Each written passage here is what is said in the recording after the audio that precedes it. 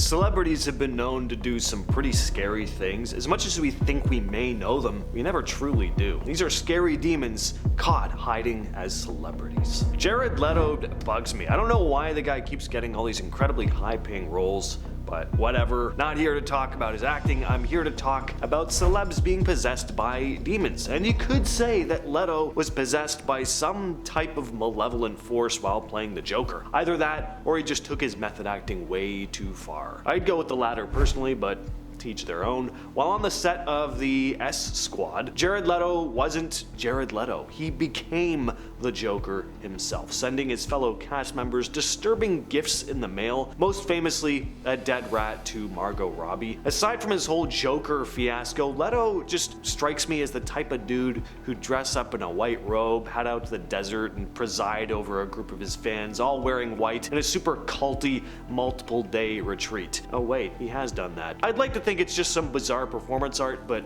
I don't know. I've done too many videos on cults now to take any chances. Not accusing him of anything, but you just never know. Up next is Kevin Spacey. The public opinion on this guy took a pretty dramatic turn, didn't it? I feel uncomfortable and awkward just standing here saying his name. I haven't even gotten to the meat of it. Want to talk about a celebrity revealing their dark side? Spacey's the perfect example. For those of you who have been living under a rock, in 2017 Spacey faced some pretty serious allegations of misconduct. Accusations surfaced from multiple individuals, some who'd been underage at the time Spacey had interacted with them. Following these allegations, Spacey was removed from various projects, including the hit series House of Cards. 8 staff members on that show claimed Spacey had been inappropriate with them. And just when we thought we probably wouldn't be hearing from this guy again though, in 2018 he uploads this really creepy video to YouTube on Christmas Eve called Let Me Be Frank, where he gives this cryptic, ominous monologue to the camera in a gentlemanly southern accent while wearing a Santa Claus apron. And man, he was trying to channel the devil in this monologue. He did a pretty good job of it. If you were to go back to 2012, you probably wouldn't ever think Ezra Miller would turn out to be a complete creep. I mean, the actor from Perks of Being a Wallflower? Come on. Yeah, well, things change. Sometimes for the worse. I'm not saying Ezra Miller is actually possessed by a demon, obviously, but I don't know, it seems like it. And I'm not just chalking his terrible behavior up to mental health issues either. Obviously, there's something going on. But, I mean, there are plenty of people who struggle with their mental health and will never do the abhorrent things Miller has. And the list of bad things is longer than you probably think. There have been violent attacks on totally unsuspecting innocent people. Miller threw a chair at a bar in Hawaii after yelling at a bunch of people out of nowhere. The chair whacked a woman in the head. A couple who'd allowed the actor to stay at their home were threatened with violence for some reason. Miller's also been accused of grooming. The list just goes on and on. Next up, we have the former frontman of the Norwegian black metal band Gaahl of Gorgoroth. Now, the name Gaahl may not ring a bell for the Taylor Swift fans in the audience, but this guy is very well known in the metal scene, and a lot of this is thanks to an infamous interview he did for the documentary Metal Headbanger's Journey. The doc explores tons of metal subgenres, including black metal and some of its more controversial performers, including Gaahl, who's often seen as a Satanist, even though he has a very different definition of that than many people think. Anyway, when the director Sam Dunn sat down for an interview with him and asked what the inspiration was for his music, there was this long, uncomfortable silence before Gaahl simply stated, Satan. In 2005, just before this documentary was released, Gaahl had landed himself in jail after severely beating a man at a party and tormenting him for a prolonged period. At one point, handing the guy a cup and telling him he was going to drink his BLOOD. Gaahl claimed the unnamed man, though, was the one who attacked him first. Probably never know. Who can resist just sitting down and watching the entire Men in Black movie when it starts playing on TV?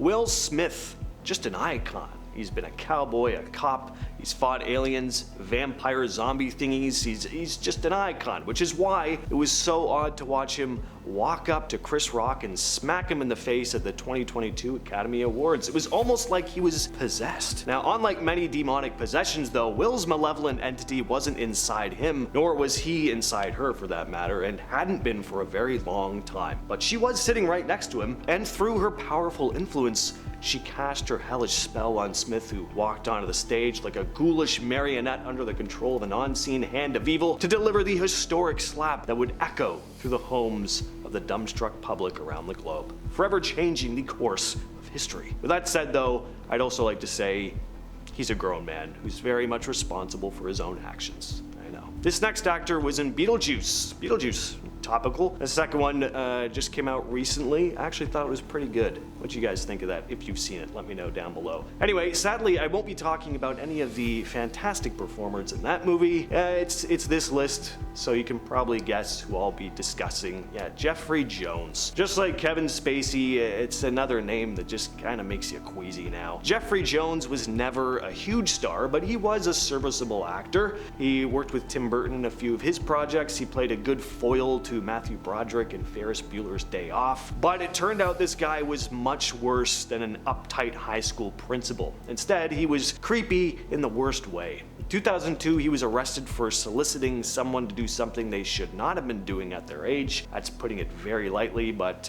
you know, YouTube's pretty strict about this stuff. Let's just move on. Up next on the list, we have Bob Marley. Probably very confused and concerned where I'm going with this one. All right, well, I'm not talking about the real Bob Marley. I'm talking about a really bad dude who impersonated Bob Marley. He actually got paid to be a Bob Marley impersonator, but his outlook and behavior in real life wasn't anywhere close to who he was pretending to be. The impersonator in question is named Melvin Edwards, and in 2012 he was convicted of manslaughter for the killing of his wife in their home in Manchester. Edwards worked on a cruise ship performing as Bob Marley. On July 23rd of 2011, his wife Juliet told him that she wanted to end their marriage. Their relationship had slowly been breaking down over the course of months, and she decided she just wanted to move on, but Melvin was furious. He ended up forcing himself on her before taking her life. He ended up receiving a 16-year jail sentence. And next up we have Elvis Presley, the king of rock and roll himself. Yes,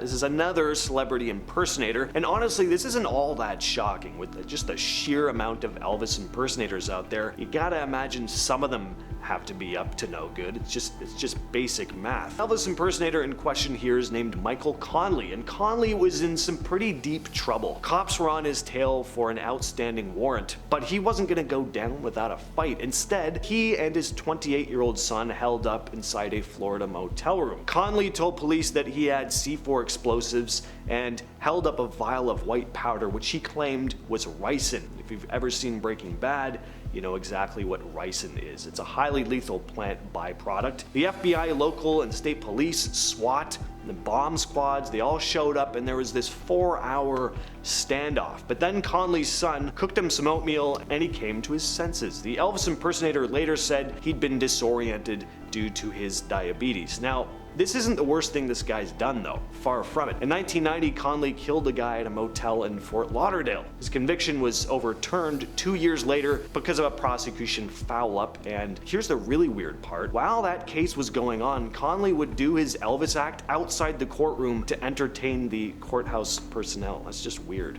Anyway, lesson, keep this guy away from hotels, apparently. For a long time, R. Kelly managed to keep his demons trapped behind bars, at bay. He was able to keep his inner demons away from the public eye, sorta. There were always rumors about the creepy stuff he did, but things really blew up thanks to the 29 documentary Surviving R. Kelly. Kelly had been in and out of court since the 90s, and in 2008 he was acquitted of some incredibly serious charges, but in 2019 RCA Records terminated his contract after all the talk about how genuinely messed up this guy was started coming up again, and it even led to a new police investigation. As of 2023, he's been serving a 31-year sentence for his crimes. Marilyn Manson. Yeah, I know it's very 1999 of me to be like, oh, Marilyn Manson's the devil. I'm not talking about all the shock rock imagery. Turns out Marilyn Manson is actually just not the greatest dude. Somewhere around 16 people have come out with allegations against him. Exes coming out with stories about how awful he was in their relationships. Others have come out with SA allegations.